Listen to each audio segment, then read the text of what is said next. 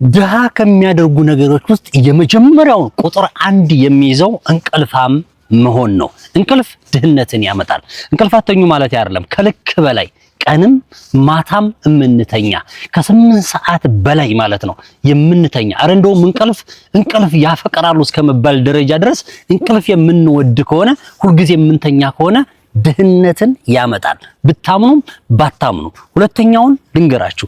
ሁለተኛው ደግሞ ከሃይማኖት መውጣት፣ ሃይማኖት ላይ ቸልተኛ መሆን። ለምሳሌ ሙስሊም ከሆናችሁ መስጊድ አለመሄድ፣ ሶላት አለመስገድ፣ ቤተክርስቲያን ከሆናችሁ ፕሮቴስታንት ከሆናችሁ ወደ ቸርች አለመሄድና ሃይማኖታችሁን መራቅ ራሱ ድህነት ያመጣል። ምክንያቱም የምትሰሩት ስራ የምትኖሩበት ህይወት ሁሌ ጸሎት ስታደርጉ ዱዓ ስታደርጉ ነገሮች ይባረካሉ፣ ነገሮች የተሻለ ቦታ ትደርሱባታላችሁ።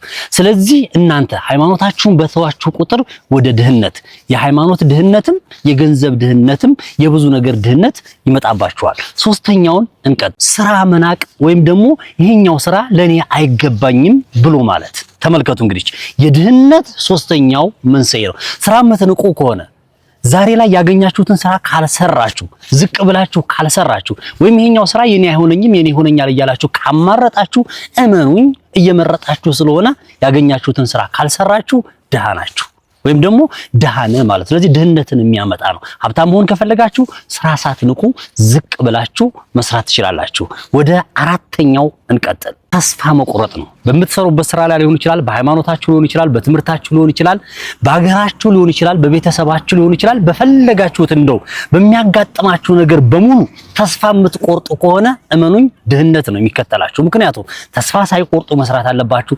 ተስፋ ሳትቆርጡ መሞከር መጣር መቻል አለባችሁ። ስለዚህ ተስፋ መቁረጥ ድህነት ያመጣል። መሞከር፣ መስራት፣ ሁሌም መበርታት መቻል አለባችሁ። ስለዚህ ተስፋን ካደረጋችሁ ወይም ደግሞ ተስፋን ሰንቃችሁ ከተጓዛችሁ ሀብታም ትሆናላችሁ፣ የተሻለ ቦታ ትደርሳላችሁ። ስለዚህ ተስፋ መቁረጥ ራሱ የድህነት ሂደት ነው ወይም ደግሞ የድህነት መንስኤ ነው ማለት ነው። እንቀጥል። አምስተኛው ላይ እንግባ።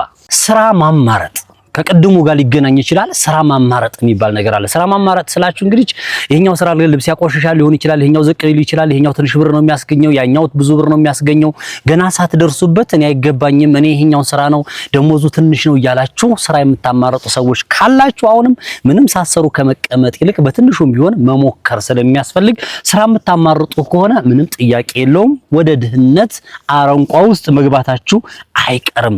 እንቀጥል። አሁንም ክቡራን ተመልካቾቼ ሐሜትና ትችት የሚባል ነገር። ሐሜት ቁጭ ብላችሁ ሰው የምታሙ ከሆነ የድህነት መንስኤ ነው። ሀብታሞች ሰው አያሙ።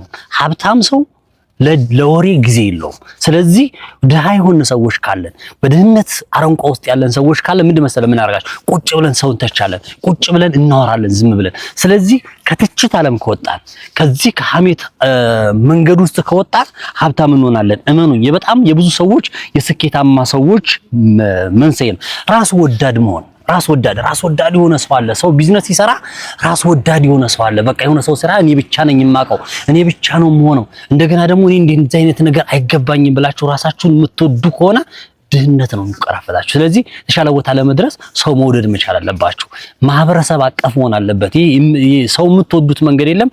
የተሻለ ሰፋ አድርጋችሁ የምታስቡ ከሆነ ሀብታም ትሆናላችሁ። ግን እዚቹ ያጠረች በራሳችሁ ሰርክል ብቻ አይሆን አይዲያ ኖሯችሁ ራሳችሁ ብቻ ይዛችሁት የምትቀሩ ከሆነ ራስ ወዳድ ከሆናችሁ ድሃ ትሆናላችሁ። እንበልና አንድ የሆነ ዩኒክ የሆነ አይዲያ ቢኖራ ምናልባት አንዳንድ ሰው ይሰረቀብኛል ብሎ ይፈራል። አንዳንድ ሰው ሌላ ሰው ቢዝነሱን ይሰራብኛል ብሎ ያስባል አይደለ? ግን ራስ ወዳድነት ነው። አውጣው። ነገ ወይ ልትሞት ትችላለህ። ሞት ቅርብ ነው ያለው። አይዲያውን አውጣውና ስራውን ራስ ወዳድ መሆንን ትተህ ወደ ሰዎች አንተም ተጠቀም፣ ሰዎች የሚጠቀም ወይ ደግሞ ከሌለ ያላቸው ሰው ጋር ተጠግተህ ትሰራለህ። ስለዚህ ራስ ወዳድ አለመሆን ነው ማለት ነው። አገኘሁ ብሎ መዘነጥ። አቤት የኛ የአበሻ ትልቁ መገለጫችን በነገራችን ላይ ትልቁ ነገር እሱ አገኘሁ ብሎ መዘነጥ። ወደ ደሞዝ ስንቀበል ወይ ደግሞ በሌለን ነገር ላይ በቃ አለን በቃ ልታይ ማለት ኪሳችን ባዶ መሆኑን እያወቅን ልታይ ማለትና ገና ምንም ነገር ሳይኖር ወይም ገና አገኘሁ ብሎ መዘነጥ አሁንም ወደ ድህነት ውስጥ የሚያስገባ ነው። አጥፊ መሆን ሰርተን አግኝተን ከዚሁ ጋር ይያያዛል። አጥፊ መሆን ገንዘብ የምናጠፋ ከሆነ ወዴት ነው? ወደ ድህነት ነው አይደል? ገንዘባችን እያለቀ ይሄዳል ማለት ነው። በመጨረሻ የምነግራችሁ ነገር ሱስ ያለባችሁ ሰዎች ወደ ድህነት አረንቋ ውስጥ ነው። የድህነት ትልቁ እንደውም በመጀመሪያ ቁጥር 1 መቀመጥ ያለበት የድህነት ዋናው መንስኤ ሱስ ነው። ከሱስ ወጡ። ሱስ ሲባል በነገራችን ላይ ሰው ጫት፣ ሲጋራ ወይም ሳምበዲ ወይ የሆነ ነገር እሱ አይደለም። የወሬ ሱስ ያለበት አለ። ስራ ለመስራት ሱስ ያለበት አለ፣ የእንቅልፍ ሱስ ያለበት አለ። ብቻ ግን በአጠቃላይ እንደ ልምድ ወስደነው ስራ የማያሰራን የሆነ አጉል የሆነ ልምድ ካለ ሱስ ይባላል። የድህነት ማለት ነው ዋና መሰረት መንገድ የሚባሉት ከብዙ በጥቂቶቹ እነዚህ ነው የነገርኳችሁ። ስለዚህ ከነዚህ ነገሮች ርቃችሁ ምን ያክል ሀብታም ለመሆን ዝግጁ ናችሁ የሚለውን ጥያቄ ለእናንተ የዛሬው ምክር ይሄንን ነው። ይመቻችሁ።